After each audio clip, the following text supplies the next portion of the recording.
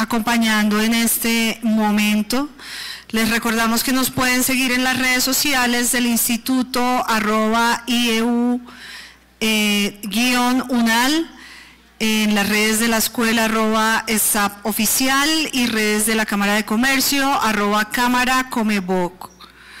Queremos darles la bienvenida a la mesa número 4, Dimensión Poblacional y Socioeconómica del Gobierno Urbano del Tercer Simposio Internacional de Gobierno Urbano, Debates entre lo Urbano y lo Metropolitano, que cuenta con la participación de las profesoras Diva Marcela García García y Natalia Giraldo Castro, y los profesores Óscar Alfredo Alfonso Roa y Ronald Alejandro Macuacé.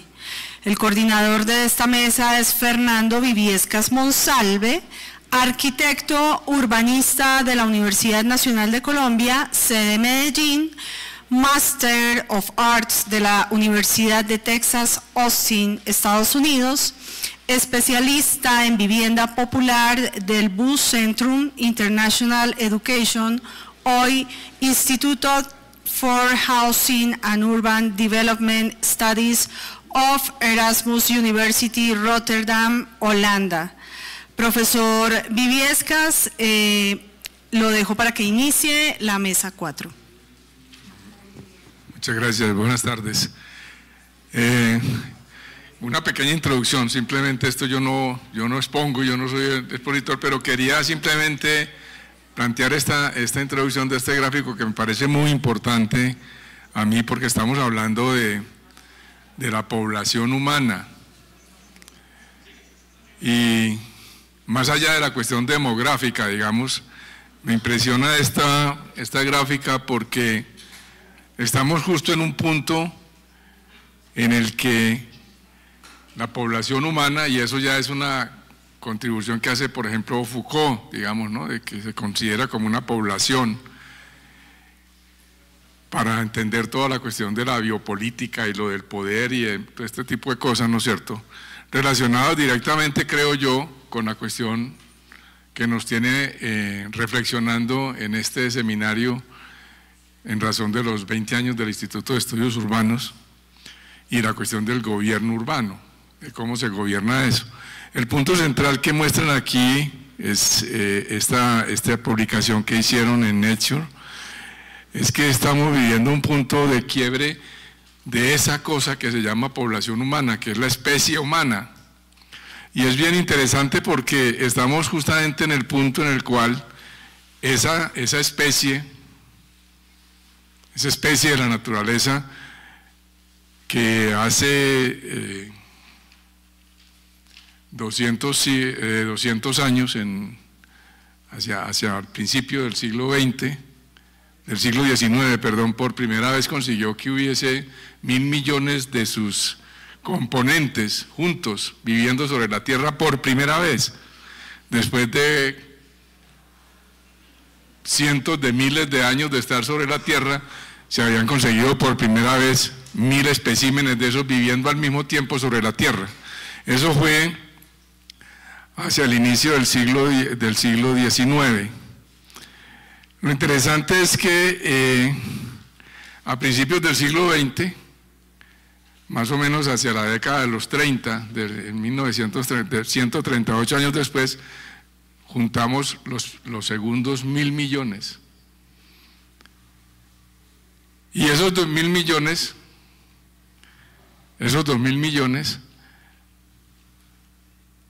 al momento de hoy, hemos juntado 6.000 millones.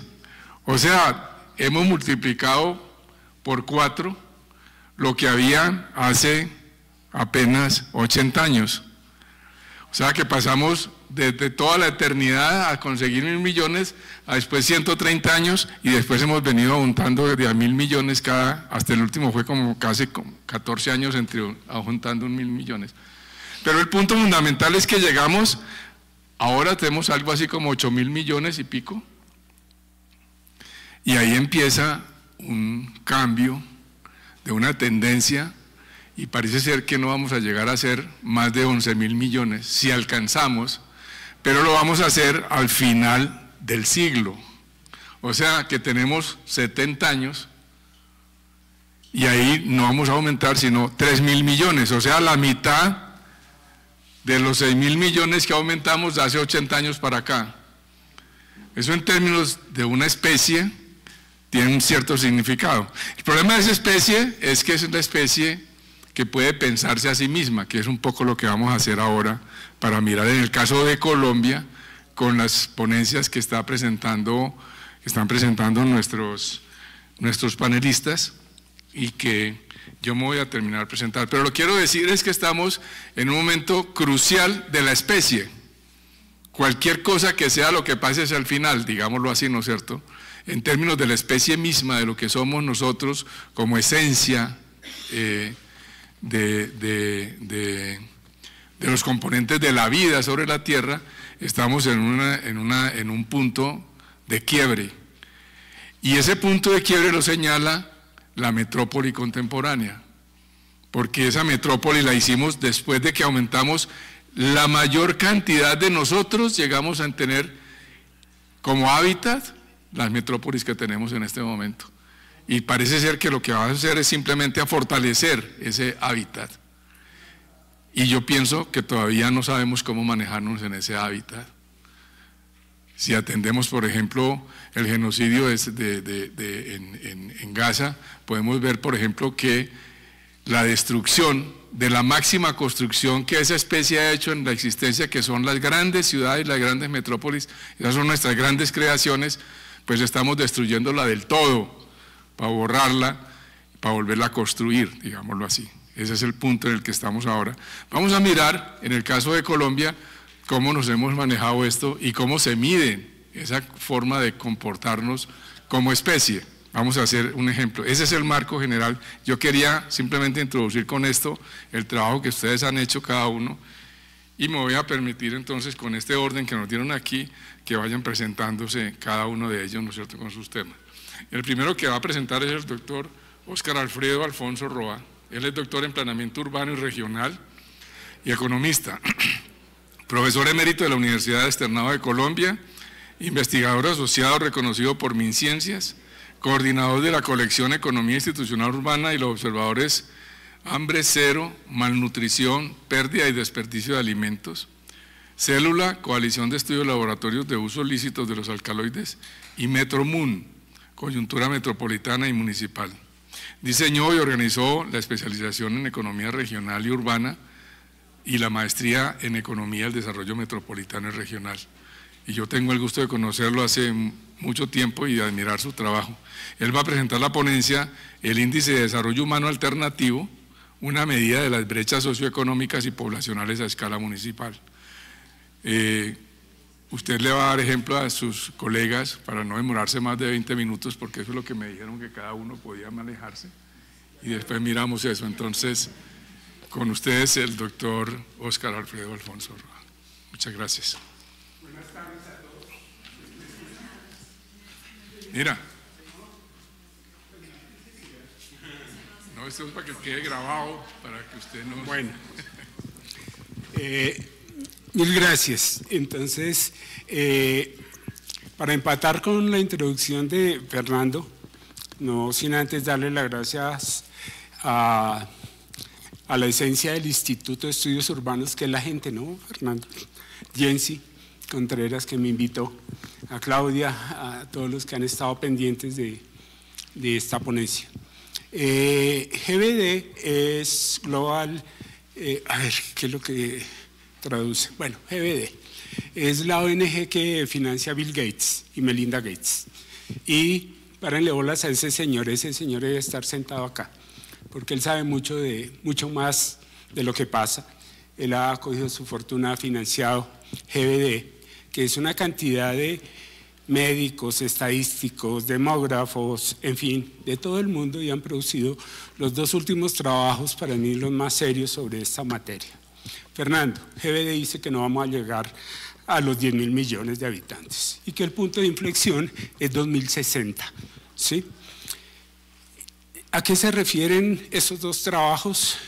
El segundo, sobre todo, es el más en boga, se refiere al invierno demográfico.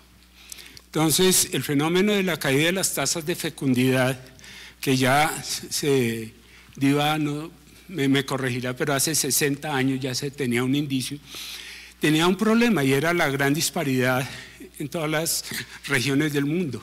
La particularidad de hoy en día es que esa caída en las tasas de fecundidad plantea unas tasas a las que en todas las regiones del mundo convergen. Todas las regiones del mundo convergen. Ya no es un problema de Japón, ya no es un problema de Italia meramente. Y nosotros los colombianos hacemos parte de este planeta. Eso también pasa acá. La novedad, Fernando y colegas, es que hace un par de semanas leí un artículo de una colombiana muy bello sobre el asunto, porque después de todo ese discurso del invierno demográfico, convergencia en la caída de las tasas de fecundidad, cierre de colegios, todas esas implicaciones, ella escribe un artículo que dice, y a nosotros no nos van a culpar. Una mujer en edad gestante que no tiene hijos dice, a nosotros no nos echen la culpa. Venga, discutimos eso a fondo.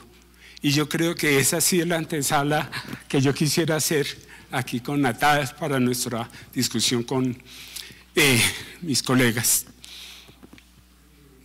Hay otros determinantes. Bueno, yo estoy trabajando en eso, pero desde el 91, en donde cuando se promulgó nuestra Constitución, nos reunimos con unos colegas. La verdad yo no era el asistente de investigación, era el asistonto de investigación.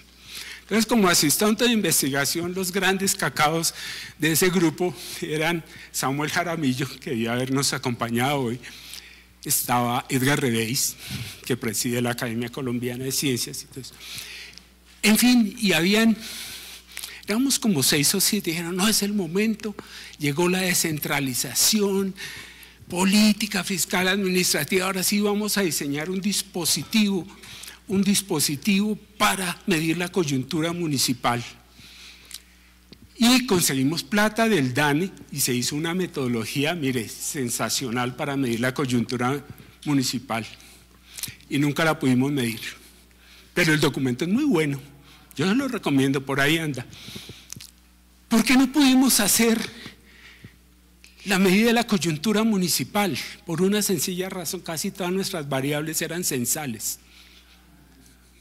Entonces, ¿cómo se mide una coyuntura municipal si ni siquiera tenemos el menor indicio de cuándo va a ser el próximo censo? A no ser que Fernando aquí sepa. Yo no. Entonces, de ahí, después de tanto tiempo y de tanto ensayar, yo estoy feliz aquí, estoy feliz de iniciar este panel porque les puedo decir, encontré la metodología al fin y les voy a compartir mis primeros resultados. ¿Vale? Entonces ustedes dirán, alternativo, el índice de desarrollo humano alternativo. ¿Alternativo a qué? Pues a las medidas de pobreza multidimensional que solo se calculan con el censo de población. Es alternativo porque no podemos esperar a que se haga un censo para tener una medida de brechas sociales. ¿Ah? ¿Cuándo va a ser el próximo censo? El periodo intercencial anterior, ¿cuánto fue? 13 años. 13 años. ¿Ah? La encuesta continua de hogares y todo lo que ha venido, ¿qué hace? Actualizar para algunos. Para algunos. Somos 1.122, incluidas las áreas no municipalizadas de la región selvática. Entonces, que nos esperamos otros 13 años y hoy sale un anteproyecto de ley de competencias que no dice ni cinco de un indicador de brechas sociales. Es alternativo también a esos vacíos.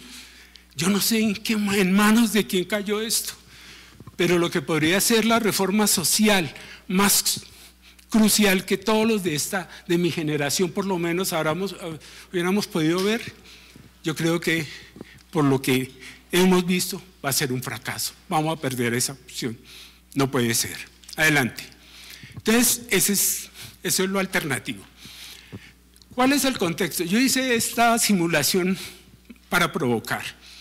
La ley 617 del 2000 estableció 2 condiciones para dirigir un nuevo municipio, que tuviera al menos 14.000 habitantes y que demostrara que durante 4 años seguidos generaba al menos 5.000 salarios mínimos legales de ingresos corrientes.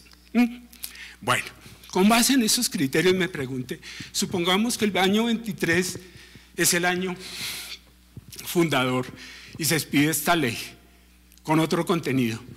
¿Cuáles son los municipios que cumplen esas condiciones? Solo 479. Solo 479 municipios cumplen ambas condiciones. 429 municipios no cumplirían ninguna de las 2 condiciones y 125 cumplirían solo una. Y eso es lo que está en este mapa, ¿no?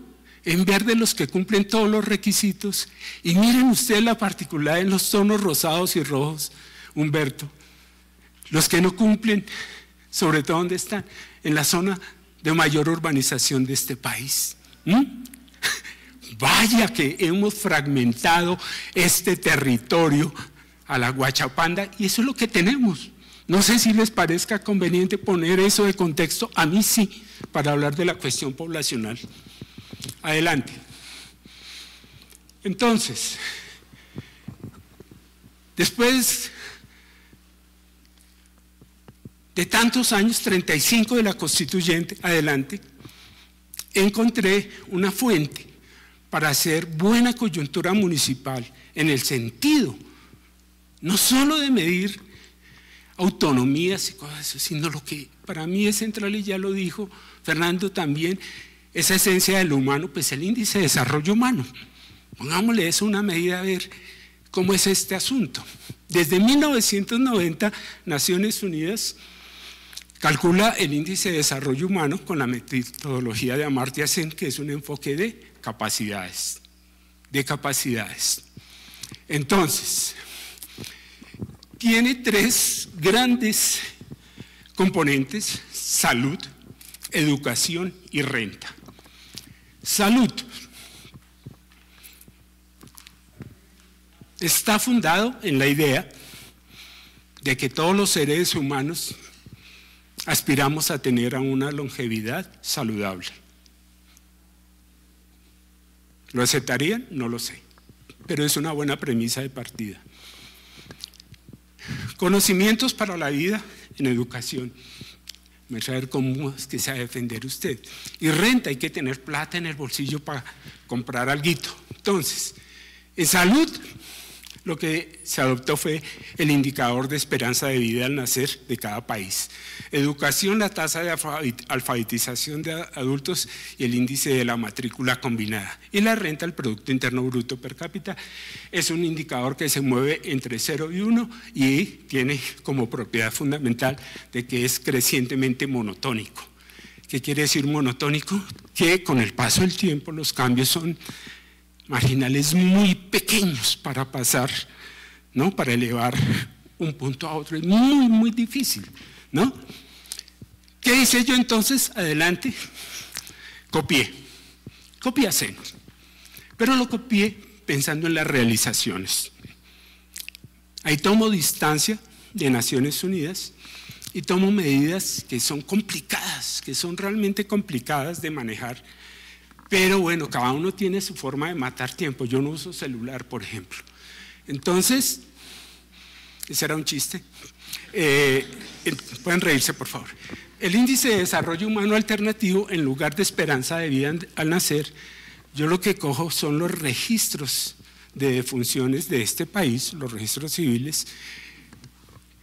Ahí sé la edad a la que murió la persona y le imputo la esperanza de vida de su cohorte. La diferencia que me da los que están de signo negativo, mortalidad precoz.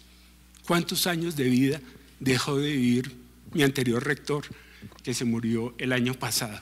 No llegó a cumplir la esperanza de vida de su generación. ¿Cuántas personas en Colombia superan la esperanza de vida? Longevidad, ¿no? Entonces divido así la dimensión poblacional. Mortalidad precoz y longevidad los que pasaron de esa edad. ¿Cómo les parece? Ese es el indicador fundamental. Pero no va solo. En educación me interesa la brecha educativa, la privación de conocimientos que hay en todo el mundo. En América Latina, Aníbal Ponce hizo un trabajo sensacional publicado en el 37 en Argentina, y más recientemente Mauricio García Villegas y Leopoldo Ferguson, recomendadísimo, el apartheid educativo. En Bogotá, solo los colegios en Bogotá, en Saber 11, la brecha puede ser entre 15% y 44% del resultado final. Es decir, que hay personas que terminan bachillerato con 44% menos de los conocimientos de los que están en el top. Esa es la medida que a mí me interesa, esa es la brecha educativa. Después discutimos deserción y todas esas cosas, pero para mí eso es.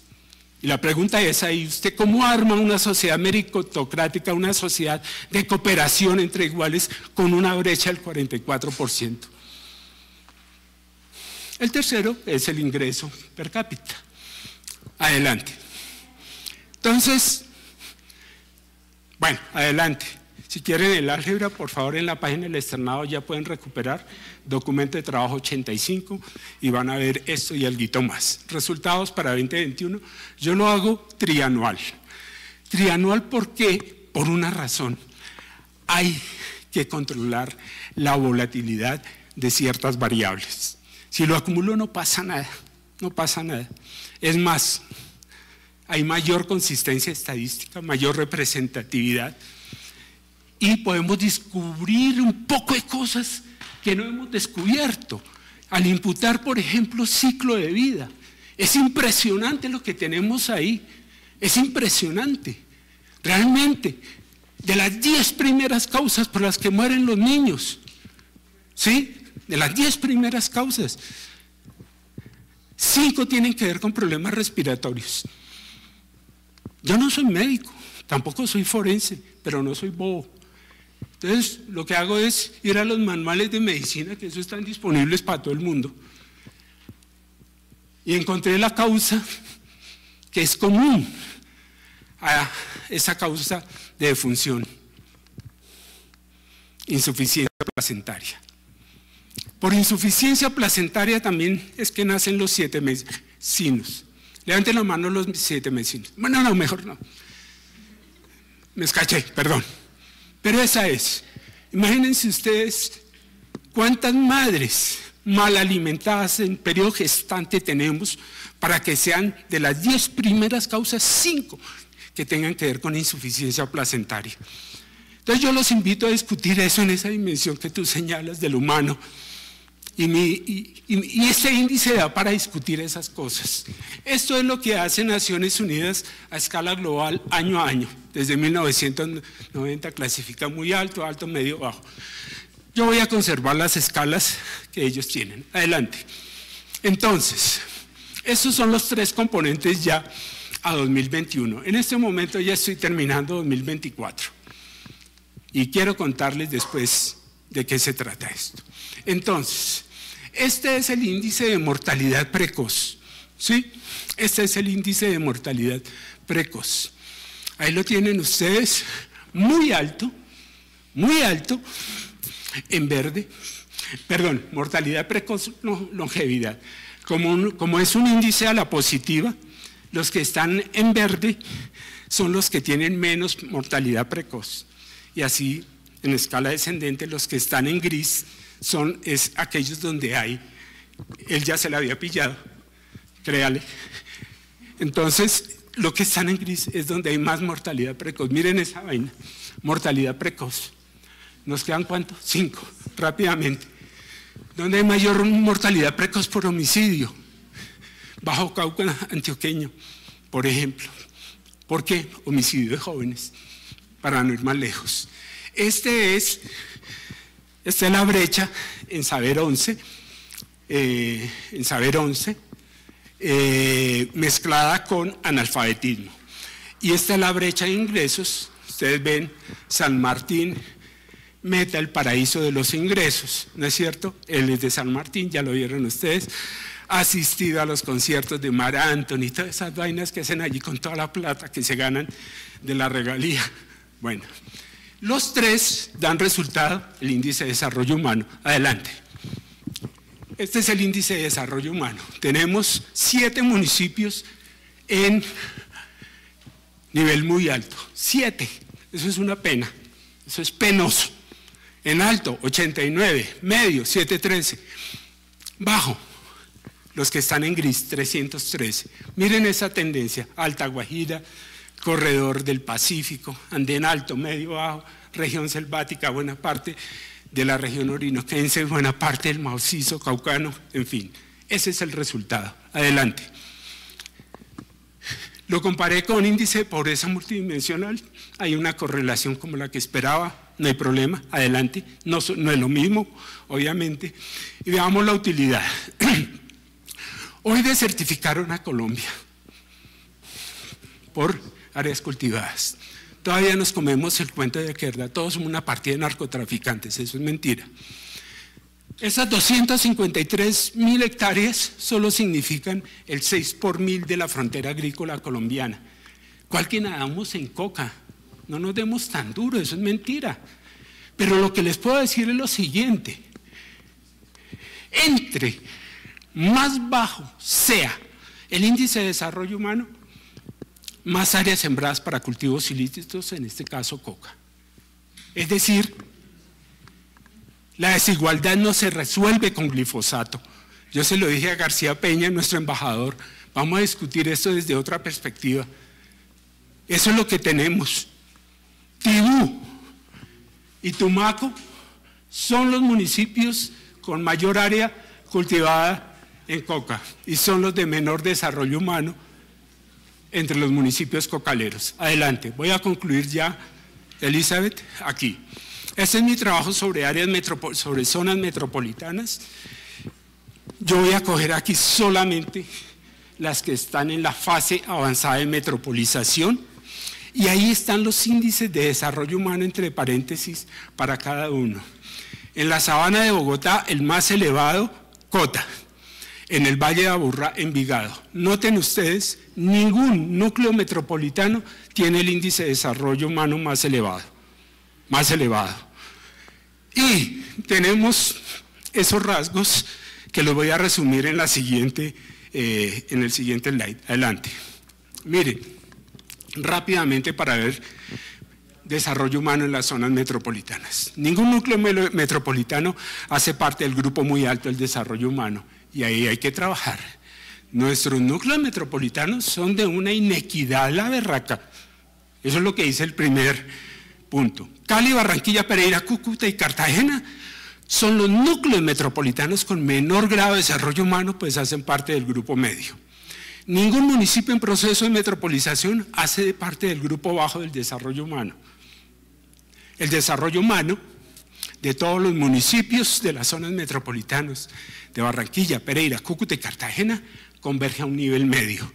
Situación relativamente semejante experimentan los de Cali, pues solamente Jumbo hace parte del grupo del desarrollo humano alto y Jumbo le dijo a los caleños recientemente en la consulta popular: no nos metemos con ustedes, váyanse del puente para allá, que nosotros aquí el brazo industrial se defiende solito. Y le dijo no a la consulta popular para el área metropolitana de suroccidente. Adelante. Dicho esto, puedo sintetizar eso. Brechas, para mí este es el indicador de brecha. Explica, o sea, para mí la desigualdad está detrás de todos nuestros males, de la corrupción, del narcotráfico, de la minería ilegal, de lo que ustedes quieran.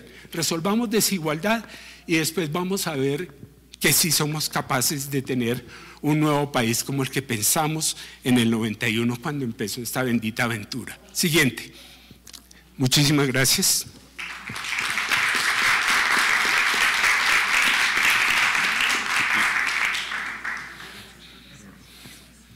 Muchas gracias, doctor Alfonso.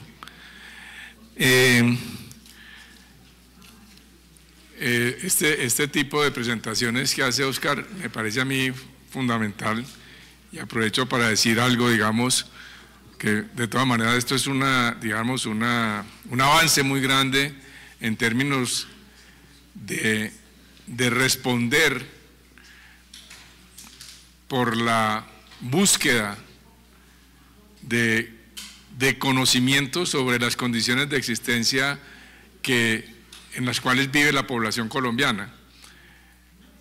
Todas las poblaciones, dijéramos, en este momento tienen una ventaja, y es uno de los sentidos, dijéramos, que tiene la cuestión metropolitana que hemos estado trabajando nosotros en el centro, en el Instituto de Estudios Urbanos, y es que tenemos la población que en términos políticos plantea muchos problemas en este momento, porque es una población que, a diferencia de hace 30 o 40 años, después de haber profundizado el proceso de urbanización, es decir, después de haberse juntado, y en Colombia haberse juntado y transformar, dijéramos, el territorio de uno plagado, digámoslo así, de dispersión y de vida rural, ¿no es cierto?, a uno eminentemente urbano, concentrado, lo ha tenido que construir, dijéramos, sin mucho proyecto, porque tampoco los proyectos tenían cómo sustentarse, y el avance que hace, por ejemplo, un trabajo como el de Óscar es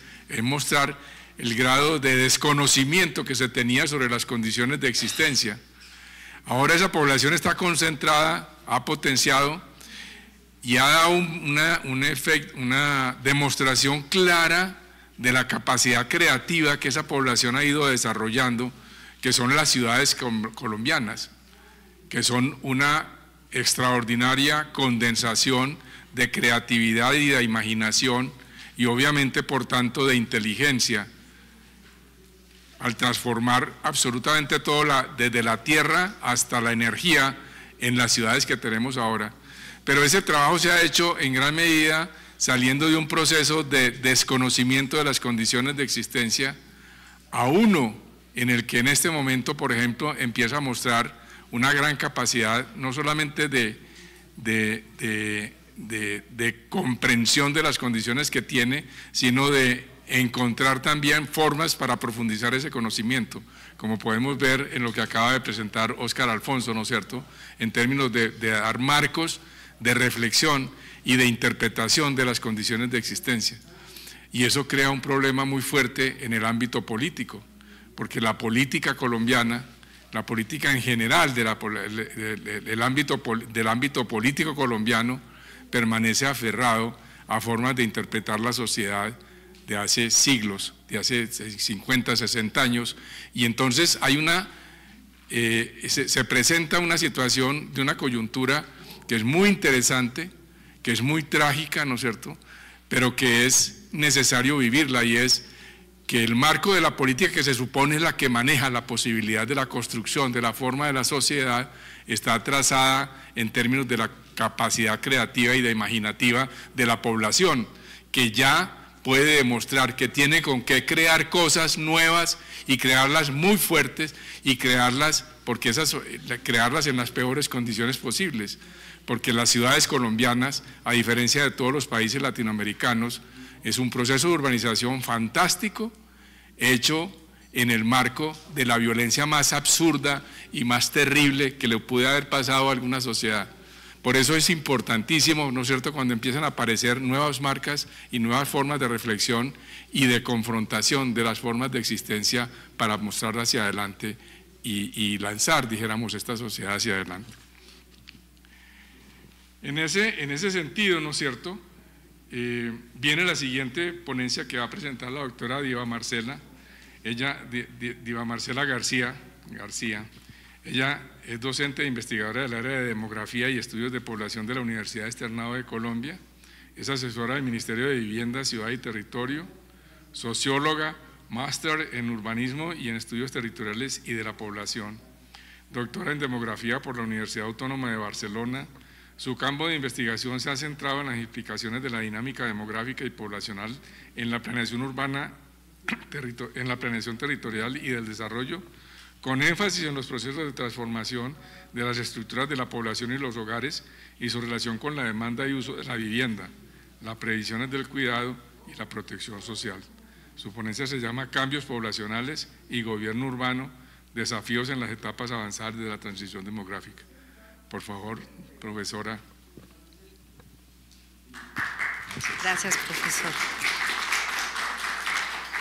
Bien, buenas tardes, muchas gracias por la introducción, por la invitación al Instituto de Estudios Urbanos.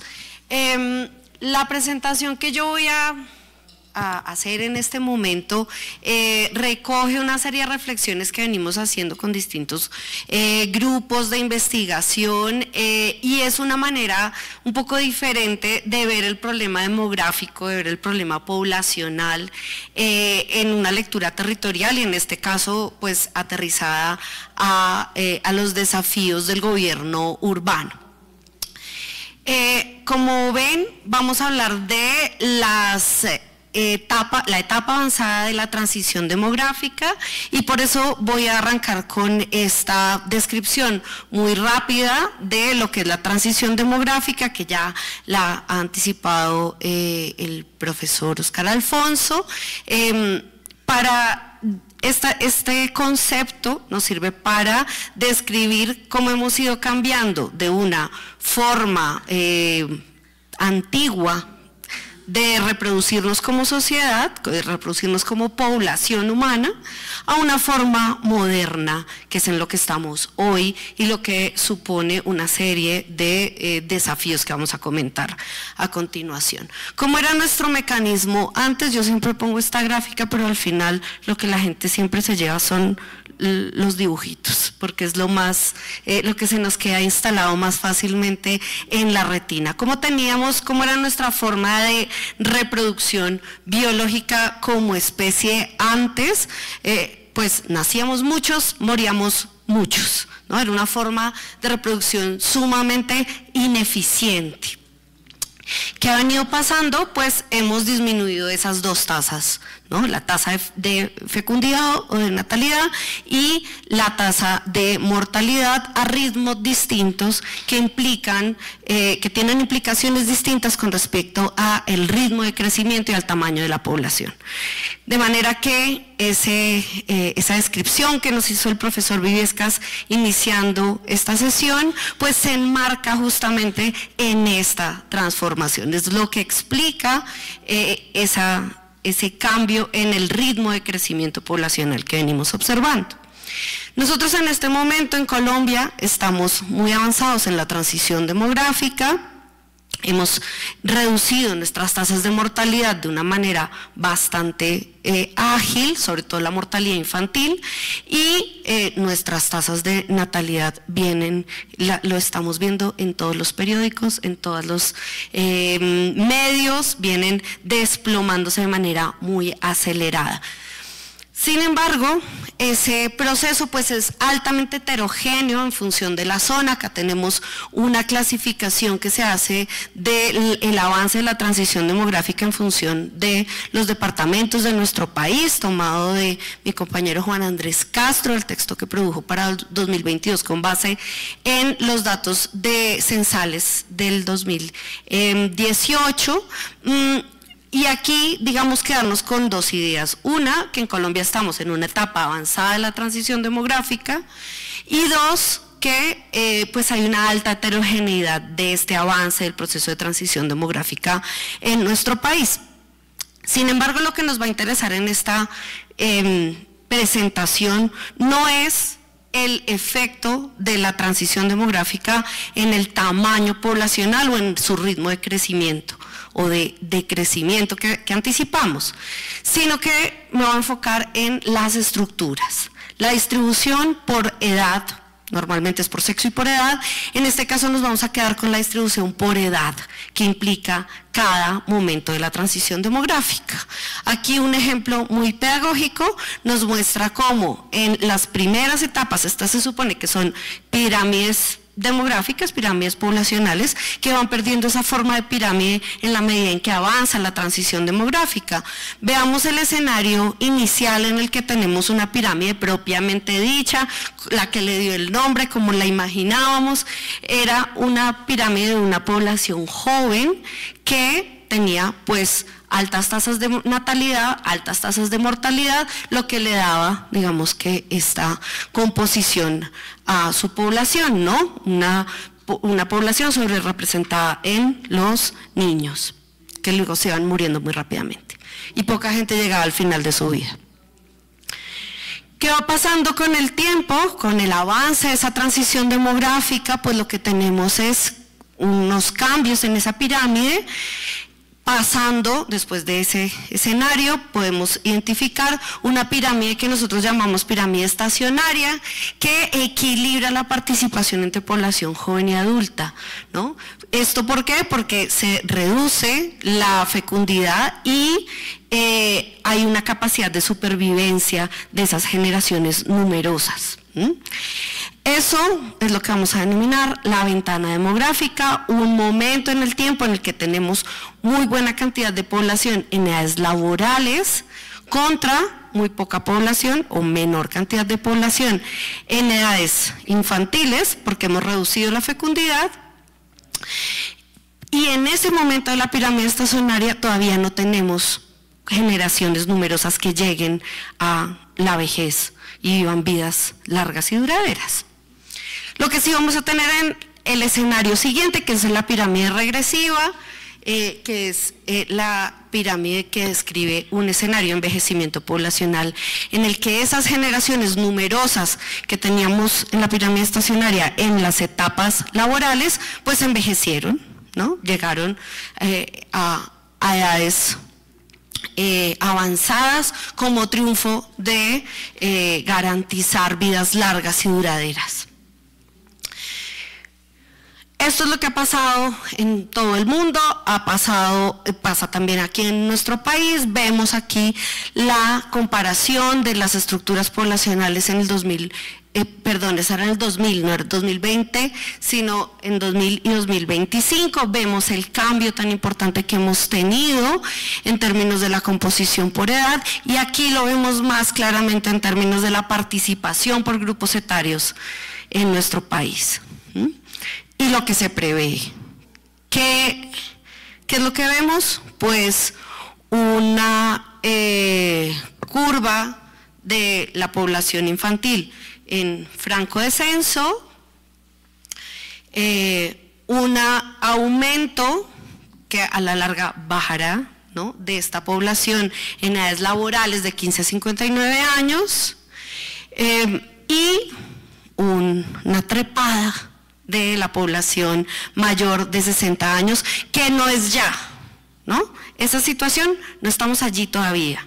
Quiero hacer énfasis en eso. Ese momento en el que se van a cruzar los porcentajes de población menor y de población mayor no ha llegado, pero pues tampoco está tan lejos, ¿no?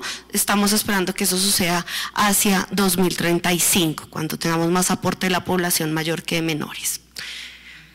Bueno, ¿y esto por qué le importa al gobierno urbano y metropolitano? Vamos a exponer básicamente dos motivos por los que le importa, dos temas por los que le importa esta transformación en términos etarios al gobierno urbano.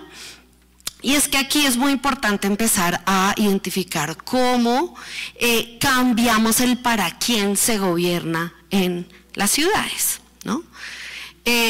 Y empezamos a pensar en la necesidad de diseñar los territorios para quienes viven en las ciudades, ¿no? A pensar los territorios para sus inquilinos, empezar a incorporar las necesidades, las demandas específicas de la población, considerando estas características particulares, en este caso hablando específicamente de la distribución por edades, que ya nos marca unas necesidades importantes con base hacia los gobiernos urbanos. Como por ejemplo, ¿cuáles? Ajustes en materia de dotación de espacio público, de movilidad, que sean sensibles justamente a esta heterogeneidad de población y sobre todo a la heterogeneidad de casos que vamos a encontrar en el país. Fíjense cómo hacíamos esto antes, o cómo pasa. ¿Qué pasa cuando no incorporamos este perfil, este enfoque diferencial? Pues lo que pasaba antes era que, por ejemplo, en el caso del déficit de equipamientos, pues lo que hacíamos siempre era calcular tantos equipamientos por cada 100.000 habitantes, ¿no? Esos eran los estándares que nos imponíamos y que gobernaron la planeación durante mucho tiempo, ¿no? 100.000 habitantes. El tema es que esos 100.000 habitantes, ¿quiénes son? ¿No? El tema es que esos 100.000 habitantes, antes teníamos mucha gente infantil, ¿no? En edades infantiles, y ahora tenemos mucha gente en edades laborales. ¿Qué pasa con ese? ¿Qué implica eso? Pues que ignoramos las diferencias individuales o colectivas y no podemos realmente analizar la desviación, muchas veces espacial en la escala intraurbana, entre servicios y la población según sus necesidades específicas. Como resultado de esto, solo un dato curioso, lo analizamos para el caso de Bogotá, a propósito del Plan Maestro de Servicios Sociales y del Cuidado, nos encontramos que antes de ese plan, en Bogotá, el 60% de los metros totales de los estándares de equipamientos se destinaban a educación básica. Es decir, el 60% del deber ser de la dotación de los equipamientos se pensaba para colegios. Claro, esto tenía sentido en el 2005, cuando el 28% de la población era menor de 15 años. En 2024, pues ya esto tiene que empezar a rebarajarse. ¿Por qué más le importa esto al gobierno urbano? Pues porque vimos ese mapa de heterogeneidad de la transición demográfica, pero además tenemos una altísima heterogeneidad en el sistema de ciudades, de estas tendencias de transformación, e incluso tenemos heterogeneidad en los barrios, al interior de los municipios, al interior de las grandes ciudades, al interior de las áreas metropolitanas, lo que debe ser leído para poder particularizar la oferta de bienes y servicios urbanos en función justamente de esa dinámica y de las previsiones que se puedan hacer sobre esa dinámica en el futuro. Para poder dar cuenta de esta heterogeneidad, calculé aquí 3 indicadores muy sencillos de estructura poblacional que dan cuenta de esta transformación y diferencié en estos gráficos de barras la participación de los municipios según su clasificación en el sistema de ciudades. Empecemos entonces por este indicador de población joven. ¿Qué tanto tenemos? ¿Una estructura joven o una estructura no joven? Le puse ahí para no llamarla de ninguna manera más tendenciosa, ¿no? Estructura joven quiere decir que son municipios que tienen más del 25% de su población menor de 15 años. Vemos que esto ya es digamos que mucha menos, ¿no? Tenemos muchos menos municipios que tienen esta estructura joven en el país, pero lo que vemos es que en el sistema de ciudades ya es muchísimo menos, ¿no? Tenemos participación muy escasa de municipios con esas características. En los centros de las aglomeraciones, ningún municipio cumple esas características, y en las aglomeraciones, los municipios metropolitanos, solo el 15% de los municipios cumplen esa característica. En realidad, lo que vemos es que los municipios con estructuras jóvenes se localizan principalmente en las zonas rurales del país, en los municipios clasificados como rurales, y un poquito persiste en los municipios, en las ciudades uninodales. ¿Qué tenemos acá entonces? Un hecho es que nuestro sistema urbano ya no tiene una estructura joven. Una serie de desafíos, ay, cómo se cambió mi iconito que estaba más organizado. Una serie de desafíos que en este caso es: ya no necesitamos incrementar nuestra cobertura de colegios, ya no necesitamos crecer en infraestructura de colegios, pero esta es una oportunidad justamente para mejorar la calidad de los servicios de la infancia y fortalecer los mecanismos de cuidado público. Y sobre todo un interrogante, lo decía ahora el profesor Óscar Alfonso. ¿Será que este contexto urbano que estamos nosotros construyendo y diseñando es un contexto urbano que se presta para tomar decisiones como la crianza? ¿Será que toda esta baja de la fecundidad que estamos viendo tiene algo que ver con que tenemos entornos que son un poco hostiles para decidir embarcarse en el proceso de reproductivo? ¿Qué rol tiene el gobierno urbano y metropolitano en esa necesidad de sostenibilidad poblacional? El siguiente elemento que tenemos es pues un contexto metropolitano en ventana demográfica, esto es que tiene un superávit de población. Tener ventana demográfica quiere decir que tenemos un superávit de población en edades laborales con respecto a las edades no laborales, y aquí lo que vemos básicamente es que nuestro fenómeno metropolitano tiene el mejor escenario demográfico posible en este momento. Ese es el escenario demográfico soñado. ¿Por qué? Porque resulta que la ventana demográfica se asocia a oportunidad de crecimiento, ¿no? Cuando tengo más gente en edades laborales y además tienen menos carga en términos de que hay muy poca gente en las otras edades, entonces tienen menos carga económica y menos carga de cuidado.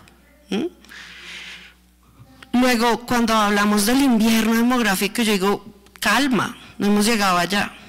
En este momento, hoy, estamos en el mejor escenario demográfico posible, que es superávit de gente que puede hacer, que puede producir. Claro, el problema es que pueda producir, ¿no? Y ahí es donde está el desafío del gobierno urbano, que tengamos la capacidad de generar oportunidades para ese crecimiento económico, para la incorporación en el mercado laboral en condiciones dignas y sobre todo para descargar a buena parte del mercado, de la fuerza laboral, que son las mujeres, que están absolutamente sobrecargadas de las labores del cuidado, ¿no? Y cuando vemos la participación de las mujeres en la fuerza laboral, vemos que hay más o menos de manera consistente una brecha de 20 puntos porcentuales de incorporación de las mujeres en el mercado laboral. ¿Por qué será? Pues porque tienen encima todo el cuidado, toda la carga de cuidado, y ahí la gran pregunta es ¿cómo hacemos para que las aglomeraciones metropolitanas, que fíjense que el escenario metropolitano está en ventana todo, no solamente las aglomeraciones, sino todo el escenario metropolitano, pues vamos a generar entonces condiciones de movilidad, de educación superior, de empleo, para capitalizar realmente ese bono demográfico y que esa oportunidad demográfica se concrete en crecimiento? Pero además, para poder redistribuir las labores de cuidado y compaginar el crecimiento económico con la redistribución del cuidado, que es lo que necesitaríamos ante este escenario demográfico soñado, que tiene un problema: se acaba. Esta ventana demográfica se cierra. En Colombia estamos esperando que se cierre hacia 2047. Estamos en ventana demográfica desde el 2000. ¿Qué quiere decir esto?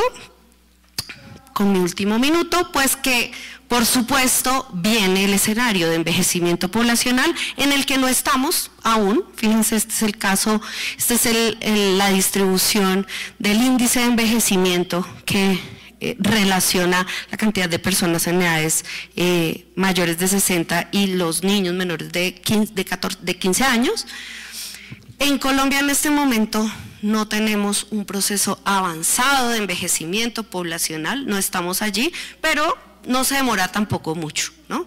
En Colombia este proceso es muy acelerado y esperamos que para 2042, miren cómo vamos a tener los centros de las aglomeraciones e incluso los municipios de las aglomeraciones, los intermedios e incluso buena parte de los rurales, lo que tendremos es un escenario de municipios altamente envejecidos, en los cuales pues los desafíos están digamos mucho más claros, el diseño de ciudades amigables e incluyentes que favorezcan el envejecimiento en sitio propio, la generación de servicios y equipamientos que faciliten el cuidado de largo plazo y el favorecimiento del envejecimiento saludable de las generaciones que vienen numerosas. En conclusión, para cerrar, el desafío ahora mismo es aprovechar la estructura demográfica actual, que es a todas luces una oportunidad, pero eso requiere apostar por territorios que planeen pensando en ese balance entre la esfera reproductiva y de cuidado y la esfera productiva. ¿Por qué? Porque finalmente esto es lo que puede garantizar que tengamos un escenario de envejecimiento poblacional sin este catastrofismo que venimos escuchando como el momento temido del envejecimiento. No hemos llegado allí, tenemos un margen, un compás de espera, pero necesitamos hacer unas intervenciones muy estratégicas y muy ahora, para poder prepararnos para ese escenario, y el lugar del gobierno urbano en esto pues es fundamental. Muchas gracias.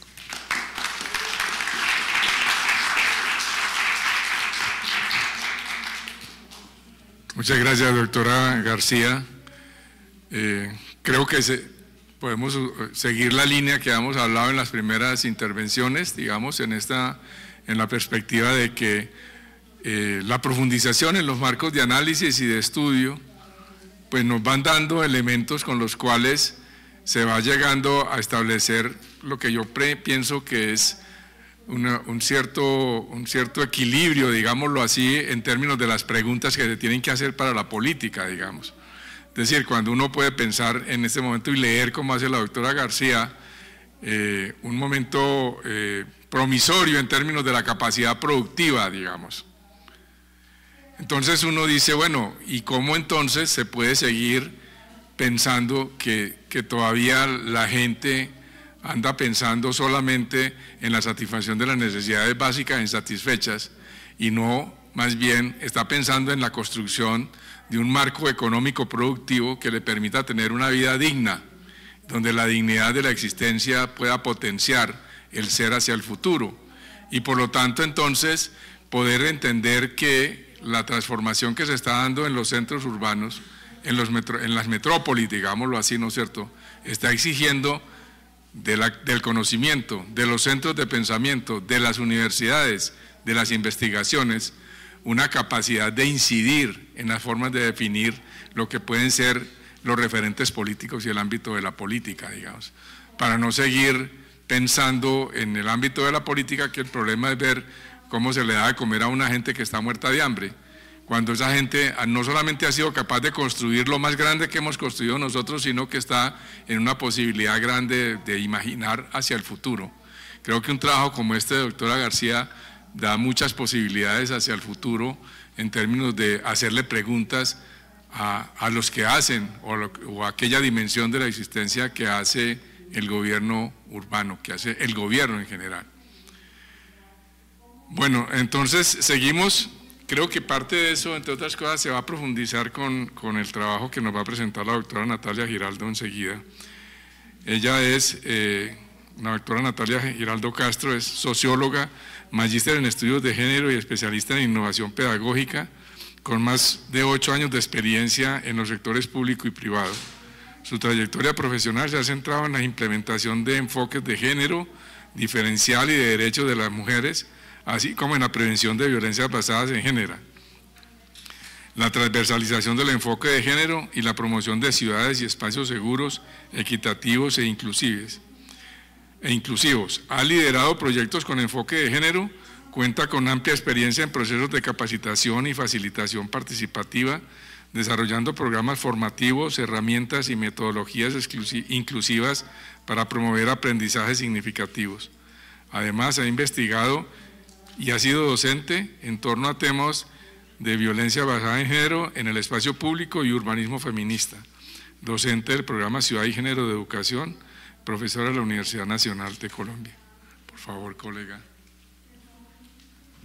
Bueno, buenas tardes para todos y todas. Yo tuve un percance con mi presentación de PowerPoint, pero logré hacer este documento que también traigo acá y me disculpo porque creo que no van a ser suficientes, entonces de pronto algunos tengan que compartir ahí para que no se pierdan la información y bueno, espero recordar los puntos claves que puse en mi presentación.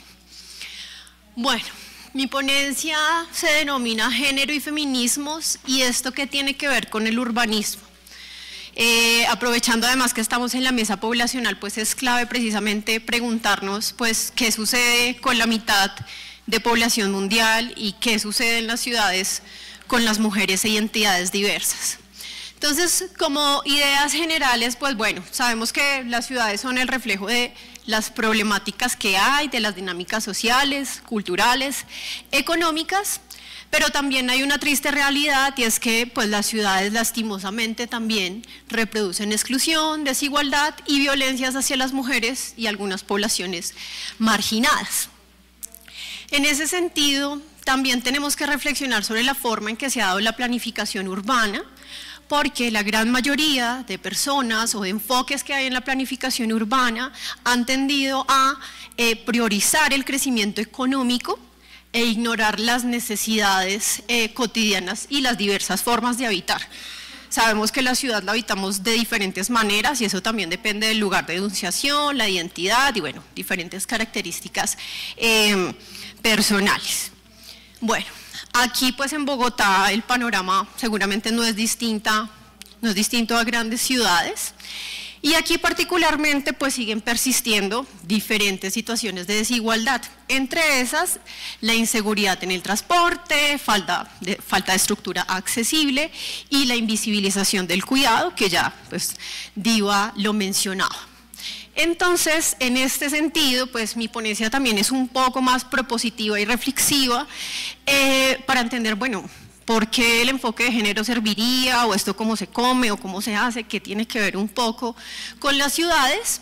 Y bueno, pues el enfoque de género no solamente en el urbanismo, sino también como una propuesta académica y epistemológica, lo que nos permite es entender e identificar barreras, diseñar políticas más justas y en ese sentido también garantizar una vida urbana digna y libre de violencias. Y bueno, además de eso, el urbanismo feminista, porque si se fijan yo hablo de un enfoque de género y un urbanismo feminista. El urbanismo feminista precisamente lo que busca es no solamente generar reflexiones críticas, sino también mirar cómo se pueden transformar estas situaciones de desigualdad y pues precisamente busca cuestionar estas estructuras androcéntricas y además propone redistribuir el poder, ampliar la participación y poner en el centro el cuidado, la seguridad y la vida cotidiana. Si puedes bajarle un poquito, por favor. Bueno, entonces ya para hablar un poco como de las ideas claves de mi ponencia, bueno, importante, súper importante entender que la calle es un elemento vital en la ciudad. En la calle es donde sucede todo y pues bueno, ¿qué sucede en la calle? Encuentros cotidianos, juego, interacción con el vecino, con personas conocidas, desconocidas, los recorridos diarios que hacemos y también las actividades rutinarias que estamos desarrollando pues día a día. En este sentido, es importante entender la calle y la ciudad como un lugar que debe ser diverso e inclusivo, pero lastimosamente esa no es la realidad para todas las personas. Lastimosamente las mujeres, o bueno, la gran mayoría de mujeres identificamos los espacios urbanos como espacios de disputa. ¿Por qué? Porque precisamente estamos disputando nuestra visibilidad. En el urbanismo las mujeres hemos sido invisibles. Y acá no es la cuestión de, muchas veces hay gente que dice, no, pero el victimismo, eso no es así, bla, bla, bla. Yo simplemente les hago una pregunta de reflexión para las personas que estamos acá y pensemos en el momento en que estudiamos. Seguramente varios de ustedes estudiaron temas relacionados con el urbanismo, son urbanistas y demás. Yo les hago la pregunta, piensen en el pensum académico que tuvieron en las diferentes materias que vieron. ¿Cuántos de esos autores eran mujeres? ¿A cuántas mujeres ustedes leyeron? ¿Qué tanto en realidad conocemos las necesidades, dificultades o barreras que tienen las mujeres en la ciudad? Porque es un tema que no se ha estudiado mucho y quienes lo han estudiado conciencialmente son mujeres y tienen una postura política muy crítica o son feministas o han venido desarrollando el enfoque de género, bueno, digamos que en sus estudios, investigaciones o reflexiones. Entonces, en este sentido, también es muy importante entender que pues, la calle y el diseño urbano está atravesado por decisiones políticas que generalmente pues, han privilegiado un sujeto sobre otro y que además las dinámicas urbanas terminan definiendo quién puede estar o no en un espacio urbano, ¿no? Es importante también, como lo dice Paula Soto, entender que el género no solamente son varias categorías, o una categoría, una grande categoría, sino entender que el género se manifiesta en lo cotidiano, ¿sí? Y que además moldea las experiencias urbanas. El género se ve en lo urbano en todo lado. Falta de pronto que nos pongamos los lentes un poco más críticos para entender cómo, bueno, de qué manera es que está presente allí. Y bueno, también entender que precisamente esta postura del enfoque de género o la mirada feminista precisamente señala que las miradas que hay sobre la ciudad han sido parcializadas, lo decía también Niva, digamos que lo decía también, bueno, los que estamos acá seguramente apuntamos a decir, las experiencias urbanas son heterogéneas, y muchas veces lo que se ha hecho es homogenizar esas experiencias como si todos viviéramos igual la ciudad, nos moviéramos igual, tuviéramos los mismos recursos, tuviésemos el mismo tiempo. Y aquí me permito leer una cita de Ana Ortiz Guitart que dice: las ciudades se han construido ignorando las experiencias y las necesidades específicas de las mujeres, ya que hasta hoy la práctica de la planificación, su enseñanza y su profesionalización han estado mayoritariamente dominadas por el colectivo masculino, que ha tenido una visión del espacio urbano homogéneo y universal, centrado en sus intereses y sus preocupaciones. Entonces, a esto de la visibilización y de no homogenizar, apunto también a señalar cómo el cuidado ha sido invisibilizado en la dinámica urbana. Ya también lo mencionaba un poco Diva, ¿no? Y el cuidado, digamos, desde un enfoque de género, entendiendo, no solamente es yo cuido a alguien, me hago cargo de los niños, me hago cargo de mi papá, me hago cargo de mi pareja enferma, sino entender las tareas de cuidado bajo un enfoque de género, es entender que estas tareas son vitales para el funcionamiento de la vida cotidiana. Todo funciona a través del cuidado, ¿sí? ¿Qué son las tareas de cuidado? Que usted vaya a pagar una factura, que usted cocine, que usted arregle la ropa, que usted tenga que estarse media hora al teléfono peleando con los de Claro por X o Y trámite, que usted tenga que ir a la droguería a reclamar medicamentos, que tenga que acompañar a su papá a una cita médica, que tenga que recoger y llevar a los niños al jardín. Son un montón de tareas que muchas mujeres, además de que tienen que hacer como un montón de maromas y mirar cómo equilibran su trabajo, si es que cuentan con un trabajo formal, también los movimientos en la ciudad, ¿sí? Diferentes autoras lo han señalado. Los cuidados implican que las mujeres se muevan más en la ciudad, quizá con recorridos un poco más cortos, ¿sí? Un poco de voy al jardín de niños que queda en mi barrio, voy a la esquina, a la tienda a comprar lo del almuerzo. Entonces también los cuidados implican que las mujeres tengan movimientos muy diferentes a los de los hombres. Muchas veces el hombre va de su casa al trabajo, de su casa al estudio, quizás sale, va al gimnasio. Acá lo estoy simplificando un montón, obviamente, pero es un poco para comparar que este montón de tareas no solamente generan diferentes movimientos, sino que también hace que muchas mujeres, cuidadoras o no, se vean expuestas pues a diferentes violencias en la ciudad y que también el uso del tiempo sea diferente. ¿Sí? Hay que hacer unos cálculos de tiempo también muy distintos de mientras que hago el almuerzo, voy allí allá, mientras que recojo a los niños, me alcanza el tiempo para ir a reclamar los medicamentos y demás. Bueno, entonces, en este sentido, la vivencia de las violencias al menos por las mujeres, pues también genera unos sentimientos y unas percepciones particulares. Y estos sentimientos y percepciones particulares también generan que las mujeres tengamos que hacer diferentes cálculos diarios. Entonces aquí ya no el cálculo solamente es de tiempo, sino que yo digo, miércoles, si en la esquina de mi casa hay un tipo que siempre se parquea a acosarme, seguramente yo voy a preferir omitir ese lugar e irme por otra cuadra. Eso puede que me implique 20 minutos más, un recorrido más largo, entonces allí también hay un cálculo tanto de tiempo como de logística muy diferente, ¿no?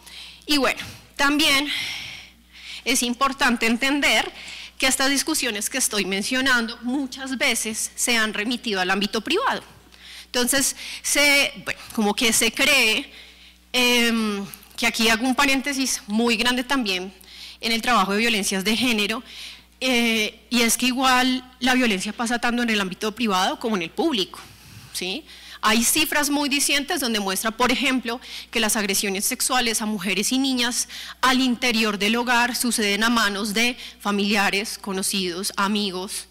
Entonces, lastimosamente, ni el ámbito privado ni el ámbito público resultan pues un lugar seguro, y no se ha indagado lo suficiente sobre la vivencia de estas violencias. En Bogotá no se cuenta con cifras que puedan determinar estas violencias. Muchas veces las cifras que hay más en términos de pues, comisión de delitos estilo hurto agravado, lesiones personales, este tipo de cosas, pero no otro tipo de violencias que estamos viviendo a nivel pues, cotidiano. Para ser muy breve frente a la situación de inseguridad de Bogotá, les voy a nombrar ciertas cifras que de hecho varias de estas no son actuales. Entre esos, hace 11 años, en el 2014, la Fundación Thomson Reuters hizo un estudio que se llamaba El transporte público en ciudades de Latinoamérica es el más peligroso. Mentiras, aquí omití el nombre. Se llamaba, bueno, les debo el nombre, pero en este estudio que se encontró que Bogotá tenía, o mejor dicho, el transporte público de Bogotá era el más peligroso para las mujeres. ¿Cuál era el segundo lugar? En el segundo lugar estaba Ciudad de México, en el tercero Lima y en el cuarto estaba Nueva Delhi en India. Por otro lado, también tenemos ya una cifra más actual y bastante lamentable, boletín de la Secretaría de la Mujer a corte de julio de 2025. Contamos con 10 feminicidios en Bogotá, que seguramente pueden ser más debido al subregistro o a cómo se toma la categoría entre feminicidio o homicidio, ¿no? Pero además de eso, hubo 1.294 valoraciones de riesgo de feminicidio. Y de estas valoraciones, 594 corresponden a un riesgo extremo de feminicidio. Además de eso, y acá hablando de la categoría, se reportan 59 homicidios de mujeres y esto representó un aumento del 28% respecto al año anterior, ¿sí?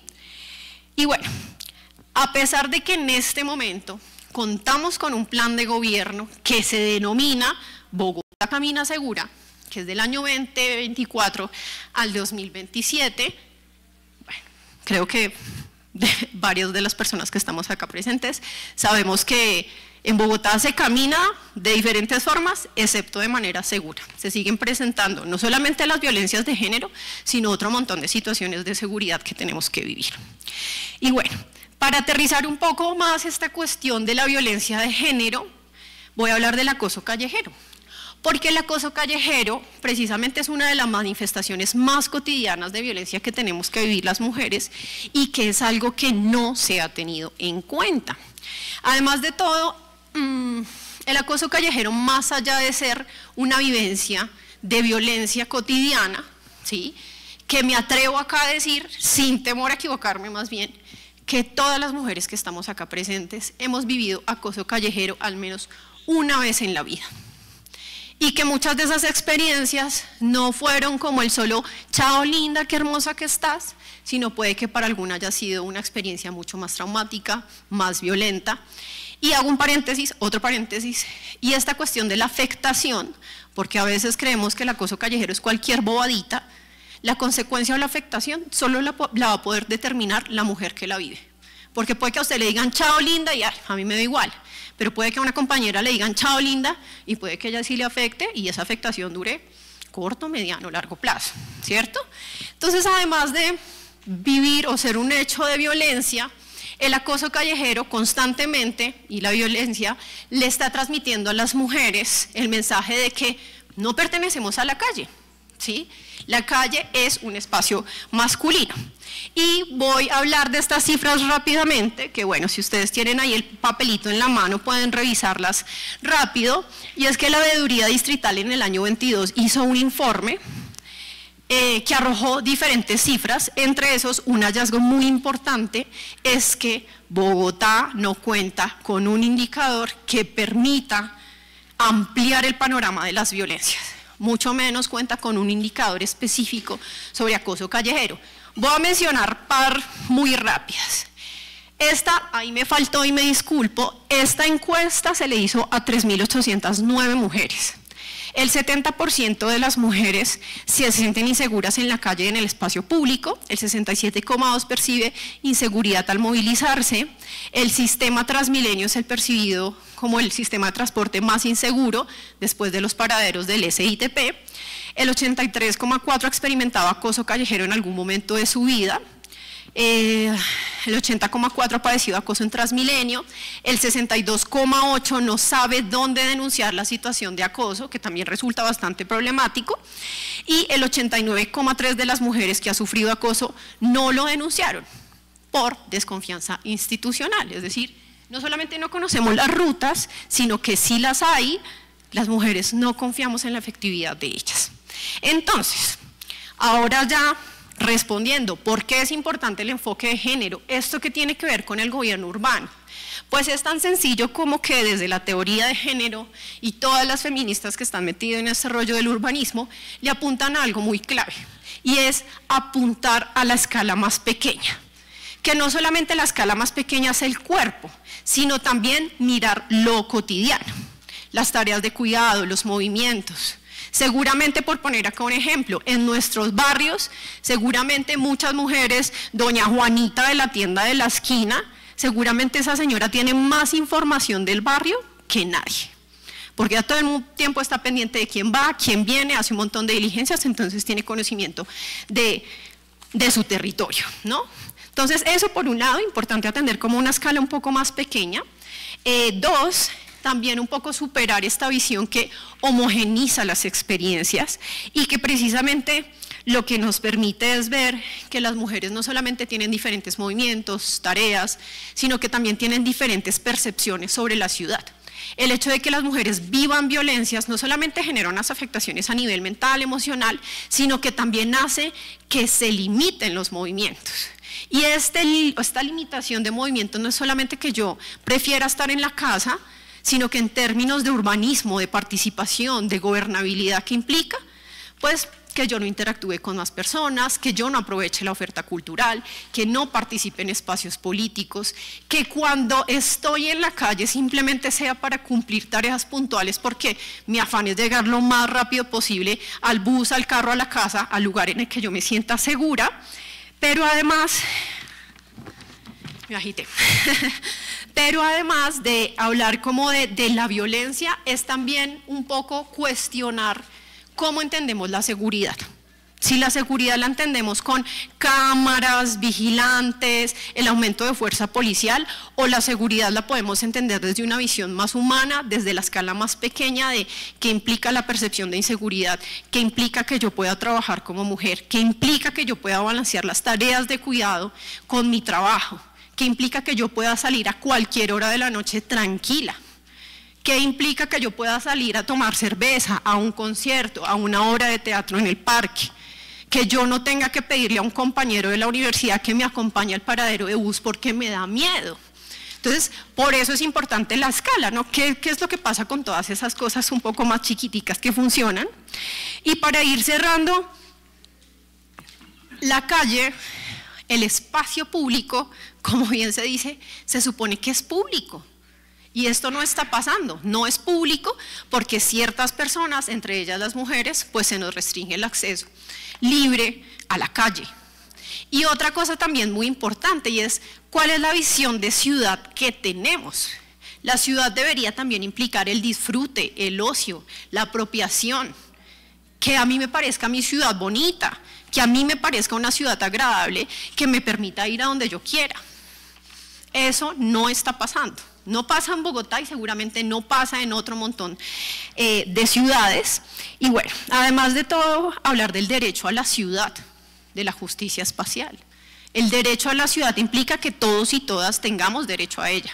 Esto no está sucediendo. Y además, ¿por qué es importante el enfoque de género? Porque además de las cuestiones que ya les he mencionado, implica también que nos pensemos una movilidad más equitativa y sostenible.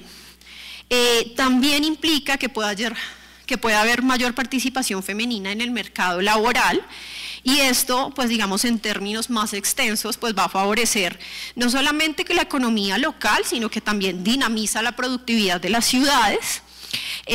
También favorece la prevención de la violencia, favorece muchas cosas, pero entre ellas que pueda darse una mejor convivencia, inclusión y apropiación de los espacios públicos. Y finalmente, que una ciudad sea segura para las mujeres, porque a veces creemos que solamente es enfocarnos en las mujeres.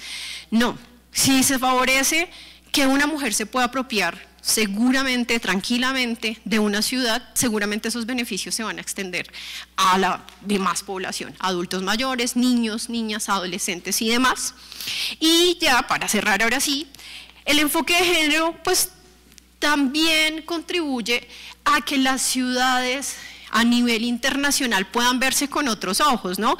Que se vuelvan más atractivas, que haya más turismo, cooperación, que haya más intercambio entre gobiernos, que hayan otras dinámicas que precisamente pueden posicionar a ciertas ciudades como referentes de democracia, de innovación y sostenibilidad, precisamente apuntando también a lo que decía el profe Fernando.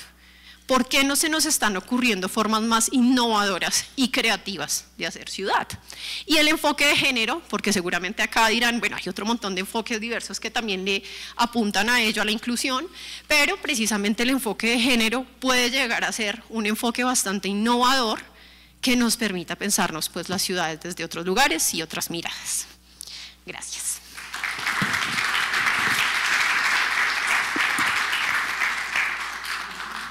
Gracias, doctora Giraldo. Creo que habría que pensar muy profundamente lo que ella ha planteado. Yo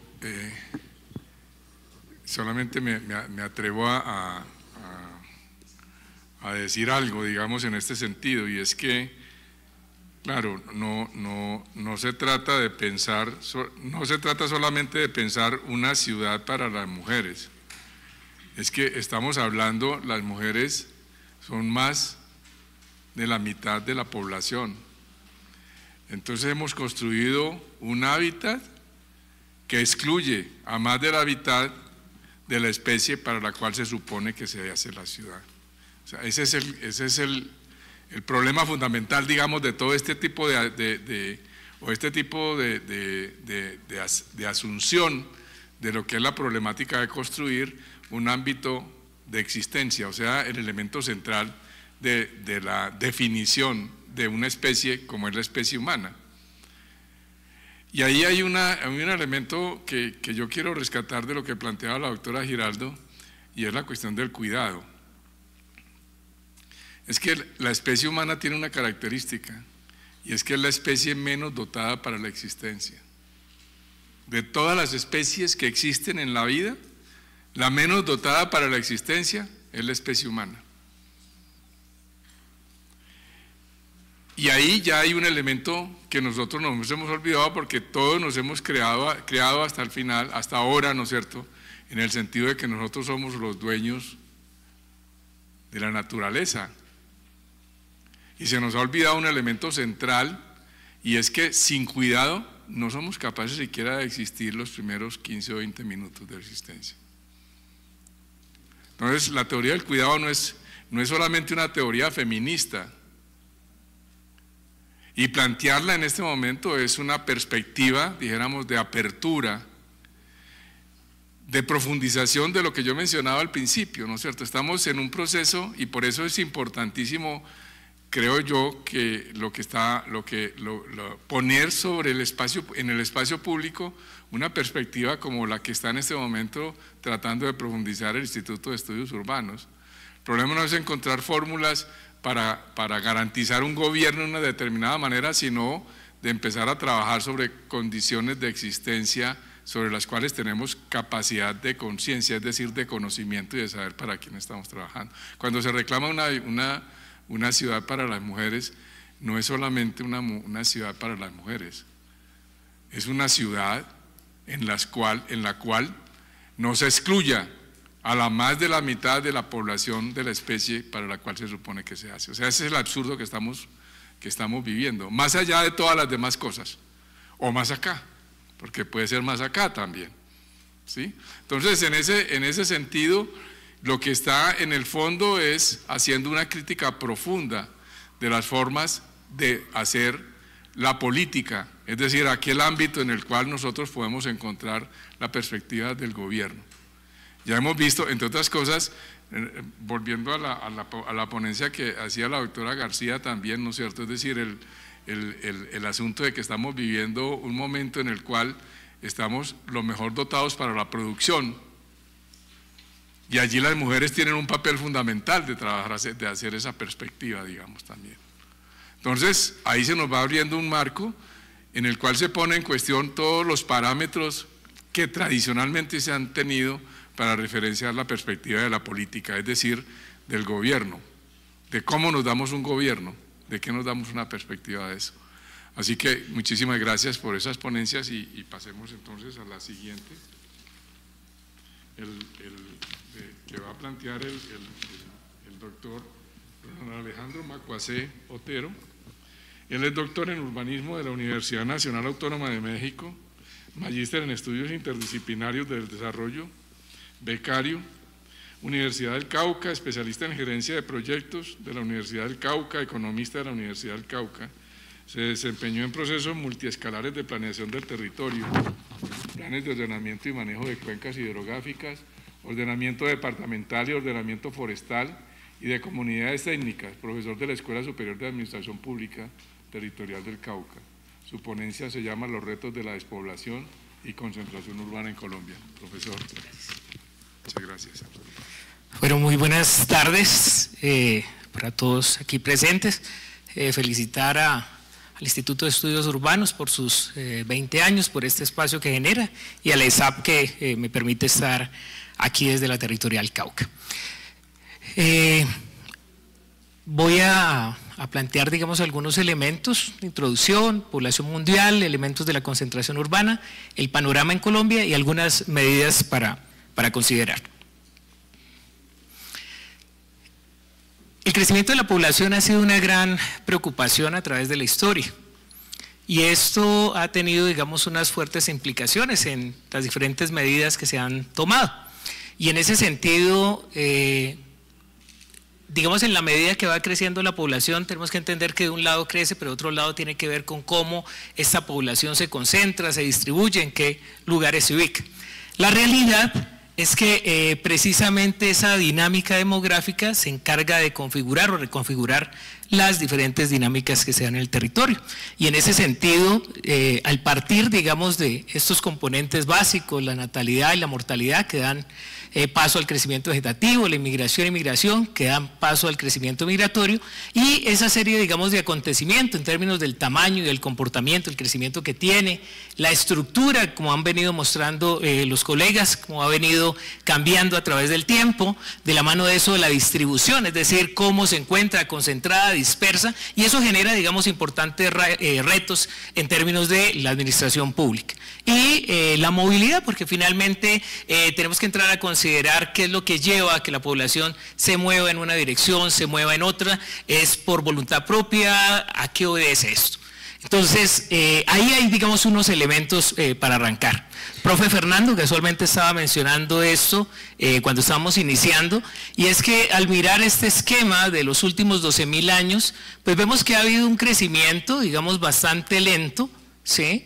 Pero en los últimos, digamos, las últimas décadas como tal, se ha disparado, ¿sí? Se ha disparado de una manera bastante abrupta, y eso obviamente también tiene o genera unas fuertes implicaciones en términos de la sociedad y los diferentes retos que impone para los gobiernos. Esto es un cartograma, solo lo quise traer aquí precisamente porque nosotros estamos acostumbrados a ver, digamos, el mapa tradicional en el cual nos muestra las extensiones en términos de tierra.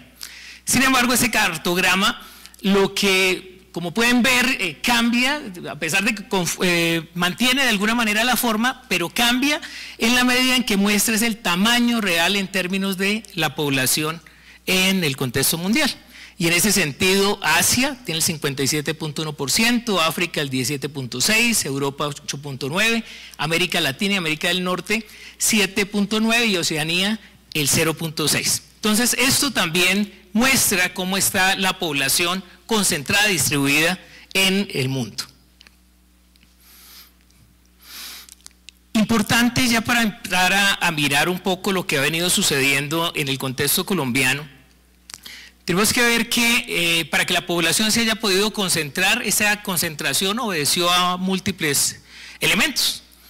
Aquí traigo uno, no quiere decir que, pues digamos, la intención es poder mostrar un poco en términos de contexto, pero si miramos, por ejemplo, el sector primario a partir del 905 hasta el 2022, ha tenido una caída bastante fuerte. Y esa caída fuerte, pues lo que está mostrando es la pérdida en términos del mismo. Eso hace parte, digamos, como la composición porcentual. Tenemos que reconocer que hasta la década de los 30, precisamente lo que llevó digamos, a que primara el modelo primario exportador, y de la mano de esto surgiera el modelo de industrialización por sustitución de importaciones. Tenemos que reconocer que esto como tal imprimió un gran dinamismo en términos de la concentración, porque en dónde se generaban o dónde colocaban las industrias, pues precisamente en los centros urbanos. Entonces, esto llevó a que como tal, pues como podemos ver, a pesar de que ha tenido un comportamiento creciente, quizá el sector secundario, pero no ha tenido, digamos, un fuerte impacto en términos de la economía. Y el que sí ha tenido un crecimiento bastante importante tiene que ver con el servicio, o los servicios. Y los servicios precisamente están ubicados en los centros en especial. Entonces, esto relacionado con un evento de tipo económico que lleva a la concentración de la población en zonas urbanas. Esto solo, para hacer mención, es un mapa del 2024, pero es más bien el recordar que nosotros tenemos el conflicto armado más largo de América Latina, y ha incidido de manera bastante drástica en los procesos de migración del campo a la ciudad. No me voy a detener en eso, pero es precisamente que a partir de la firma del Acuerdo de Paz en el 2016, pudiésemos estar pensando en otro tipo de condiciones que pudiéramos estar pasando, digamos, dentro de nuestra sociedad. Sin embargo, lo que seguimos viendo es un agudizamiento y una participación de diferentes grupos al margen de la ley. Esto también incide sobre el proceso migratorio. Y por último, los procesos de descentralización que se han llevado a cabo, el fortalecimiento de la democracia en términos de lo político, la administrativa, en términos de la prestación de los servicios básicos. Tenemos que reconocer que el municipio como tal es el ente territorial más importante, porque el que tiene la posibilidad de brindar o satisfacer las necesidades de una manera un poco más cercana a la población. Y fiscal, que ahí nosotros sabemos que también hay unos retos bastante grandes, porque como tal se le han generado de alguna manera una serie de competencias a estos gobiernos. Sin embargo, en términos de los recursos para que finalmente puedan cumplir con los propósitos a los cuales han encomendado, pues no precisamente se ha dado de esa manera.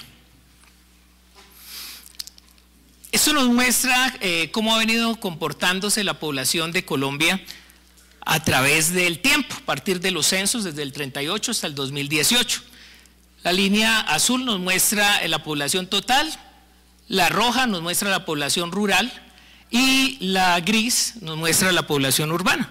Entonces, como podemos ver, en algún momento la población rural era predominante, pero por acá, pasado la década de los 60, se igualan y de ahí en adelante la concentración urbana o la población en las zonas urbanas empieza a concentrar. Entonces, estos elementos que acabo de mencionar, pues precisamente han sido unos dinamizadores para que esta dinámica y esta concentración como tal se haya podido dar. Pero de la mano de esto, pues los respectivos efectos que se generan alrededor de ello. Nosotros podemos ver cómo a través del tiempo se han venido generando cambios en términos de la composición de la población. Si miramos hacia el año 73, como tal, una base bastante amplia, ¿sí? Nos muestra cómo hay unas altas tasas de fecundidad, altas tasas de natalidad, y miren que a través de los años se ha venido generando, digamos, un importante cambio, al punto de que ahora estamos por acá. Diva hace un momento señalaba, bueno, de un lado señalaba Oscar lo del invierno demográfico, Diva decía, bueno, estamos en una ventana, un espacio, digamos, de oportunidad, y es algo, digamos, bastante valioso, pero no deja de ser preocupante. Y no deja de ser preocupante, ¿por qué? Porque lo que pasa es que si quizá nosotros tuviésemos unos arreglos de tipo institucional y pudiésemos pensar que independientemente de quienes gobiernan, hay un pacto común, el cual independientemente de quien esté le apueste a lo mismo, uno diría, bueno, de pronto alrededor de eso podríamos no preocuparnos porque los arreglos permitirían que finalmente le podamos apostar teniendo en cuenta este panorama que se nos avecina. Pero la realidad es que no. Entonces ya se venía augurando de años atrás sobre la transición demográfica, el bono demográfico, y la pregunta es, ¿y lo estamos aprovechando? ¿Nos preparamos para ello? Y realmente no. Entonces lo estamos de alguna manera desperdiciando. Y esto tiende, digamos, a agravarse un poco más, porque finalmente lo que terminamos encontrando es que estos cambios en términos de la composición de la población nos van a dar un margen para que nos podamos acomodar, ¿sí? Nos van a dar un margen para que nos podamos acomodar y poderlo aprovechar. Pero el momento en el cual no se aproveche es una oportunidad perdida. Y esto no tiene vuelta atrás. Entonces, es algo que quizá, y hacia el final, traería, digamos, algunos elementos que quizá nos podrían permitir pensar que quizá se pueden utilizar como posibles medidas, sin que quiera decir que sean las únicas, para empezar a contrarrestar, a cambiar, a orientar el rumbo de la sociedad que queremos.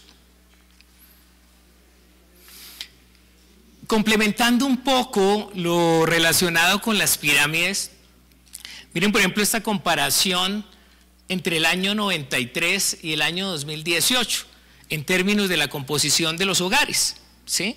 Entonces, por acá encontramos un grueso de 7 o más personas, 6, etcétera, y mirábamos, digamos, uno muy pequeño por acá, en términos de una persona, ¿sí? Pero ahora en el año 2018 ya el panorama ha cambiado, y ha cambiado, digamos, de manera significativa. Y eso obviamente incide en diferentes ámbitos. Entonces ahora tenemos un grueso, ¿sí?, que implica una persona, 2 personas, y en términos de esa cantidad de población o esas familias numerosas, ya se ha venido reduciendo. Y entonces tenemos unos impactos bastante fuertes. ¿En qué sentido?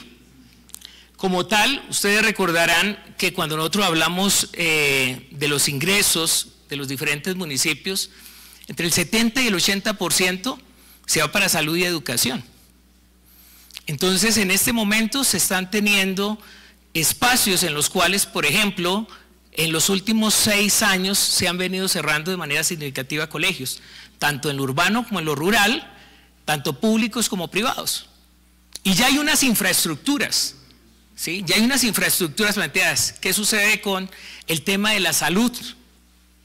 ¿Sí? ¿Qué sucede con el tema de la salud? ¿Qué sucede con el tema de la educación? Están las infraestructuras, tienen que funcionar. quienes estaban, por ejemplo, formados en educación preescolar, por ejemplo, quienes están formados en salud, por ejemplo. Esto tiene, digamos, una fuerte implicación, y ahí estoy mencionando solo eso sin que quiera decir que sean los únicos. Pero desde ya se empiezan a ver una serie de implicaciones de estos cambios demográficos. Y lo que uno tiene que mirar es hasta qué punto estamos preparados para afrontarlos. Acá me parece importante mostrar un poco, digamos, cambios a través del tiempo, concentración en términos de población, pero sí me parece importante mostrar un poco, si nos ubicamos por acá, esta parte de arriba en el 85, el 95, 2005, lo que encontramos son municipios que tienen una población menor a los 25.000 habitantes. Pero si vemos de los 1.122 que tenemos, ahí hay, digamos, una gran cantidad que supera el 70%. Continuamos, por favor. Lo miramos acá, 2015, bueno, para el 2025 y las proyecciones que se realizan. Esto es algo, digamos, importante y para tener en cuenta. ¿Por qué? Porque lo que pasa es que con la ley 1551 se establece unos mínimos de población para que los municipios como tal sean municipios. Entonces lo que se ha venido generando es unos fuertes procesos migratorios del campo a la ciudad. Ya se habían venido, digamos, dando, pero en este momento se están dando en términos urbanos. Y eso genera, digamos, fuertes implicaciones tanto en los lugares de llegada como en los lugares de salida. Y es una situación, digamos, bastante preocupante, porque esto pone en riesgo las posibilidades de mantenerse en términos de los municipios. Miren, este es nuestro mapa, pero importante, digamos, identificar las diferentes categorías municipales. Entonces, la mayor cantidad de los municipios que tenemos en el país son de esta categoría. Y estos municipios, pues a partir, digamos, también de su tamaño de población, pues tienen acceso a una poca cantidad en términos de recursos. Pero la desconexión que se encuentra en términos de estos municipios y los lugares aledaños, la posibilidad de satisfacer las necesidades que tienen estos espacios, pues realmente genera unas grandes preocupaciones en términos de su población. Y en ese sentido, pues los individuos respondemos a incentivos. ¿Qué tanto incentivo de quedarse en aquellas zonas si finalmente no hay condiciones que permitan que la población como tal pueda estar ahí tranquilamente? ¿Cuántos, digamos, de sus respectivas regiones no quieren quedarse dentro de las mismas? Y yo les confieso, yo que vengo de Popayán, cuando vengo acá, pues muy grato venir a este tipo de espacios, conversar y demás, pero los temas de movilidad que uno vive aquí en relación a que uno está en su casa y sencillamente saco mi bicicleta y en 15 minutos estoy en cualquier lugar de la ciudad, eso no tiene precio. O la posibilidad que tengo todos los días porque me pongo mal al mediodía si no hago siesta, ¿sí? Entonces son cosas, digamos, de calidad de vida que uno realmente valora, ¿sí? Pero entonces acá se complica un poco más por señalar solo eso. Pero es lamentable, digamos, perder la vida en el transporte, ¿sí? Es una cosa que, por eso nunca quise venirme de Popayán, porque me parecía terrible. Pero bueno, eso hace parte, digamos, de otra discusión. Por favor. Acá, para señalar, digamos, retornando con lo de la composición y el número de población para los municipios, que este es, digamos, un panorama bastante preocupante. ¿Por qué? Porque esto se convierte en un círculo vicioso, es decir, aquí estamos viendo una gran cantidad de zonas en las cuales al tener, digamos, esa reducción en términos de la población, pues corren riesgo de desaparecer. Y entonces ahí está la otra situación. Eso es algo que se avecina. Se ha venido generando una gran concentración en las zonas urbanas, los municipios con poca población siguen despoblándose y la pregunta es, bueno, de aquí esto se está visorando, de aquí a la vuelta de unos años, ¿qué va a suceder con esos entes territoriales? Y en el momento del panorama es que no está transitando nada en curso que dé respuesta hacia ello. Entonces esperamos que finalmente se termine generando todo el proceso de despoblación para ver qué sucede. Y entonces esos son los grandes retos que tienen países como el nuestro, en el cual no tenemos, digamos, trazado un norte como sociedad y que perfectamente estamos a tiempo de trazarlo. Acá, de alguna manera señalo, digamos, algunos aspectos que muestran esas fuertes implicaciones en términos de lo urbano y lo rural, sin que quiera decir que sean las únicas. Entonces, pérdida de seguridad alimentaria en términos de lo urbano, pérdida de productividad, pero de la mano de ello también hablamos de soberanía, autonomía alimentaria, saturación de servicios públicos en las zonas, los lugares donde hay concentración, pero en este otro lado hay una dificultad para la provisión de los servicios públicos, porque ya están las condiciones, pero entonces, ¿cómo se mantiene la infraestructura si finalmente no hay quien pueda consumir este tipo de servicios? Y entonces tienden a empeorar. Inseguridad por grupos delincuenciales, acá, digamos, inseguridad por grupos al margen de la ley.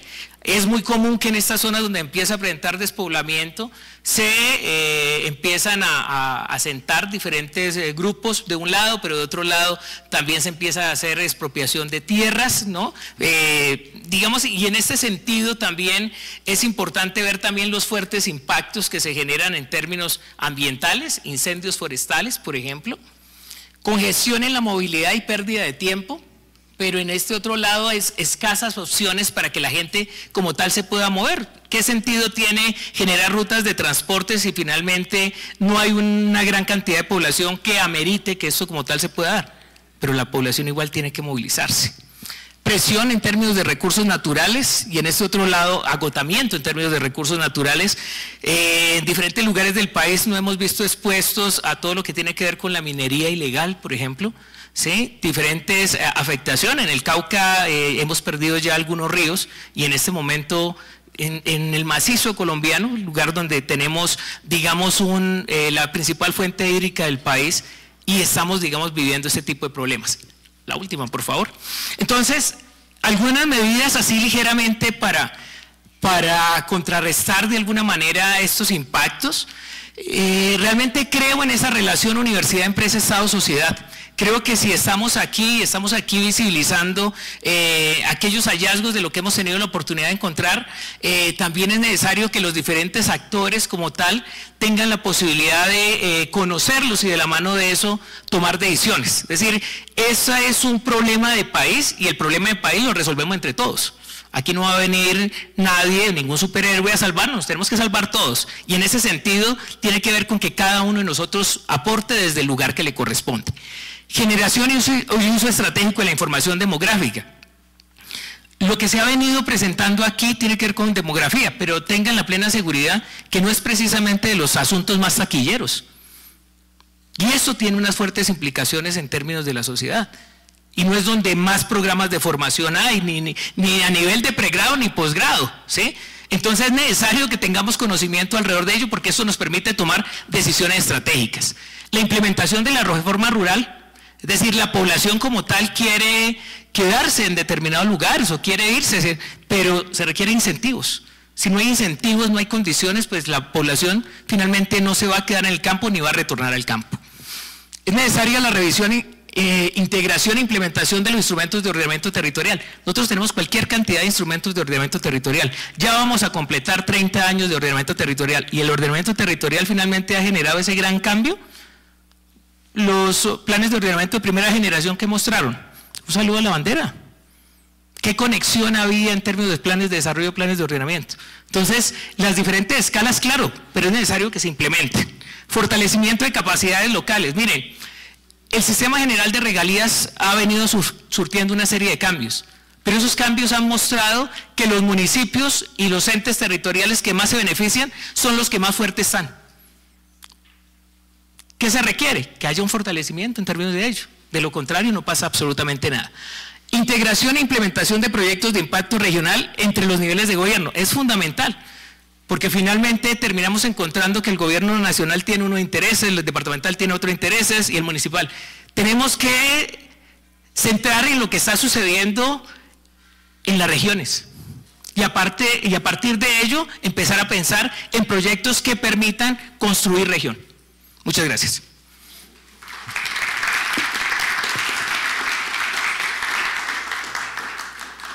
Muchas gracias a profesor. Bueno, estamos creo que sin tiempo. Yo quería simplemente agregar una cosa a lo que plantea el profesor. Sí, se me olvidó el nombre. Rommel. Porque un poco para la temática, dijéramos, del asunto, ¿no es cierto?, la importancia de retomar los estudios de demografía. Yo creo que las ponencias que han presentado hoy, todas ellas muestran cómo esa perspectiva, digámoslo así, nos compromete desde nuestra idea de especie hasta si uno va a almorzar a la casa de la mamá, como decía el profesor Maspen, ¿no es cierto?, como decíamos en Medellín. Fíjense ustedes el arco que se abre allí, simplemente por la posibilidad de una cosa tan simple que es seguirnos a nosotros. Y es grave. Nosotros en el Instituto de Estudios Urbanos estamos tratando de profundizar y de ampliar tremendamente los estudios de demografía y la disciplina como tal, digámoslo así, fortalecerla y darle, lo estoy invitando entre otras cosas para que demanden del instituto esa perspectiva, dijéramos, porque van a encontrar una respuesta muy importante, porque nos hemos estado discutiendo nosotros al interior del instituto esa perspectiva, y creo que estas ponencias que se han presentado hoy van a ser un argumento muy fuerte en esa dirección, digamos. Y de pronto hasta lo sacamos a usted del Cauca un rato, profesor, para que no se mantenga. Y en todo esto, y esto es muy importante porque es un poco en un país donde es increíble, nos hemos olvidado de nosotros mismos. Y yo creo que en gran medida eso ha sido resultado de un elemento que aquí apenas se ha mencionado y se ha pasado por encima, pero que tiene la mayor trascendencia, es que nosotros hemos vivido lo que hace que estamos como, y yo creo que antes, pero de todas maneras con lo que el tiempo que hemos vivido como república y sobre todo el tiempo que hemos vivido construyendo las ciudades, hemos estado en medio de la práctica cotidiana y generalizada de la violencia, y de la violencia que no tiene paralelo en ningún otro país latinoamericano. Es impresionante eso, o sea, y ese dato no es menor.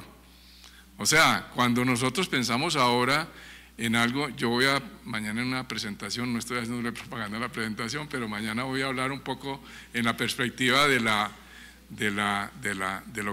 lo que significa la guerra. Y eso ya es una reflexión que empieza en Kant. Entonces, si nosotros dejamos esta perspectiva, digamos, que no le hemos mencionado porque pensamos que sí, que hay ahí, y entonces cuando uno habla, oye, ¿y la paz? ¿Cómo vamos a hacer todo esto? Todo esto nos ha pasado en medio de yo no sé si guerra dijéramos, pero es una violencia generalizada y naturalizada,